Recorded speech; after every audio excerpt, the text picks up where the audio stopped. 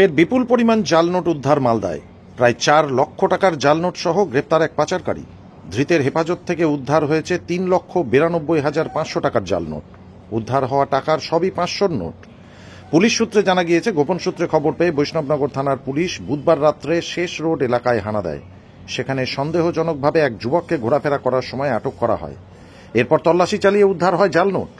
ধৃতের নাম সিন্টু শেখ ওরফে সাহুদ শেখ, বয়স 19 বছর, বাড়ি বৈষ্ণবনগর থানার পারদেওনাপুর বাবুপাড়া এলাকায়।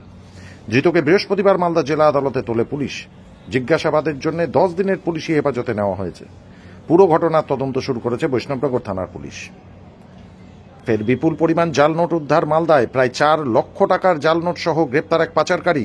ধৃতের হেফাজত থেকে উদ্ধার হয়েছে 3,92,500 টাকার জাল নোট। ধৃতের নাম সিন্টু শেখ ওরফে সাহুদ শেখ, বয়স 19 বছর, বাড়ি বৈষ্ণবনগর থানার পারদেওনাপুর বাবুপাড়া এলাকায়। ধৃতকে বৃহস্পতিবার মালদা জেলা আদালতে তুলে পুলিশ। জিজ্ঞাসাবাদের জন্য 10 দিনের পুলিশি হেফাজতে নেওয়া হচ্ছে।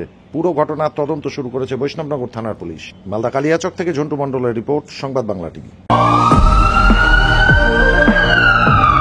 মালদা অ্যাপোলো নার্সিং হোম নতুন রূপে অত্যাধুনিক প্রযুক্তির সাহায্যে সমস্ত রকম অপারেশন, যেমন গলব্লাডারে পাথর, কিডনিতে পাথর, প্রজেক্ট গ্ল্যান্ড অ্যাপেন্ডিক্স, জরায়ুর টিউমার, পাকস্থলী ফুটো হয়ে যাওয়া, সিজার, পাইলস, ফিস্টুলা, হাইড্রোসেল ইত্যাদি অপারেশন অতি যত্ন সহকারে করা হয়।